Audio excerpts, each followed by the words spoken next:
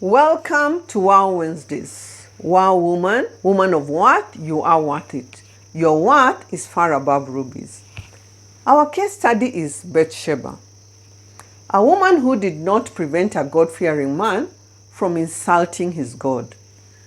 Her story begins with trauma, dilemma, murder, and Nathan's proceeding word for King David. Who was Bathsheba? She was the wife of Uriah, who later became the wife of King David, and the mother of King Solomon, renowned for his outstanding wisdom.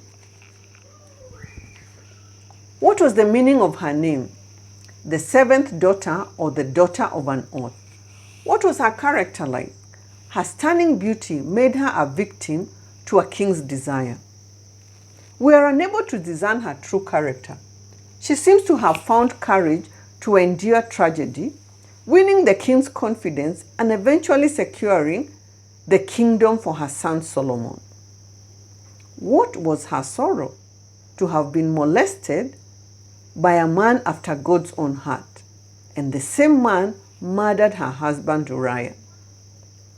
What was her joy? To have given birth to 5 sons, one of whom became king of Israel after his father's death. Our key scripture is 2 Samuel 11. Hi, Susan here. Did Bathsheba lure David into immorality? Was she totally innocent or artfully seductive? Another school of thought asks, did David rape Bathsheba? Here are questions to ponder. Was Bathsheba a frivolous woman cunningly trying to draw another man's attention now that her husband was away from home? Was she trying to catch the king's attention, who was sensitive to female beauty? Was she seeking to dispel her loneliness? Had her desire to have intercourse with another man become too strong? Was she just an unsuspecting but negligent woman? Did she take precautions to protect herself against improper interests? Let's give Bathsheba the benefit of doubt. The king was a military man who spent his time in war and was not expected to be at the rooftop spying into other people's privacy. The invitation could have completely taken her by surprise. Nathan's parable indicated she was an innocent lamb. The truth remained, she was not the instigator. When the call from the royal court arrived, Bathsheba accepted. As a subject, she had to obey. It remains a secret whether her sexual surrender to the king took place willingly or under protest. Her situation can be compared to Joseph, who courageously denounced the offer. How can I do such a thing, a wicked thing, and sin against my God? Bathsheba was missing in action. She did not have the courage to emulate Joseph. Abigail had skillfully approached David when he was about to forget himself and kill innocent people. She was an icon of peace. This key of persuasion was painfully missing in Bathsheba. Bathsheba did not prevent David, the man after God's own heart, from performing the wicked act against God. Bathsheba, who would have called David to a standstill, failed to do so. In the past, David had been open to advice, other people's advice, even from a woman such as Abigail. What Abigail prevented now happened through Bathsheba. David insulted his God. The sin of David and Bathsheba started as a chain reaction of death and sorrow. What David did displeased the Lord. According to the law of Moses, both deserved to die. However, God was gracious towards them. They remained alive after David confessed his sin. Bathsheba's story is a terrifying negative example. Bathsheba did not live within an immoral surrounding. Uriah, her husband, had maintained high moral principles, living a disciplined life. He had subordinated his sexual desires so that he could expel energy for a higher purpose and also loyalty to the king.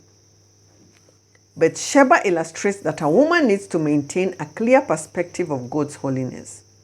Putting a man into sin or temptation can easily become a curse instead of a blessing. Bathsheba started off in adultery, but her story didn't end there. She was the mother of David's successor, Solomon, who became very famous and renowned for his great wisdom. We see wisdom, encouragement, and her love for righteousness in the book of Proverbs 31. Her teachings in Proverbs 31 was to influence her son on the path of righteousness. Proverbs 31 highlights a godly mother-son relationship. Proverbs 31 demonstrates how women can influence the world. As women, we are to impart wisdom to a generation. In conclusion, let's look back, hindsight. Bathsheba was spotted by David undergoing a ceremonial bath after her menstruation. We live in a culture that glorifies outward cleanliness with our soaps and lotions and fragrances. But how concerned are we with inner cleanliness?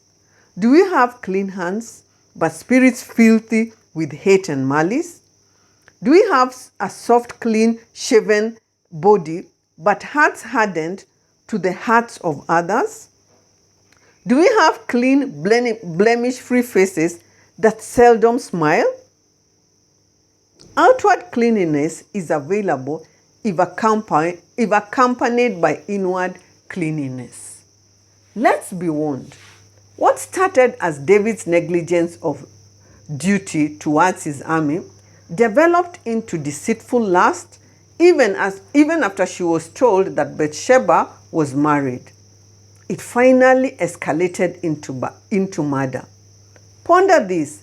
Love waits, but lust has no self-control. Wow, woman, your worth is far above rubies. Put your mind on a VIP mode. It's your red carpet moment. Fix your crown. Don't settle for less. Don't settle for safe.